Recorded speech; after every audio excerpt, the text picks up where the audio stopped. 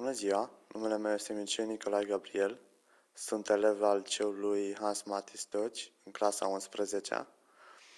Numele lucrării mele este O privire îngândurată. M-am gândit să fac lucrarea asta pentru că îmi place proiectul în primul rând și aș vrea să facă cât mai multe proiecte pe baza a ceva artistic și lucrarea mea reprezintă mai mult, în primul rând, oglinda sufletului și o privire îngândurată mereu văd la oameni și mereu consider că atunci își pot deschide sufletul mai repede în fața oamenilor și așa vedem și sentimentele lor asupra noastră.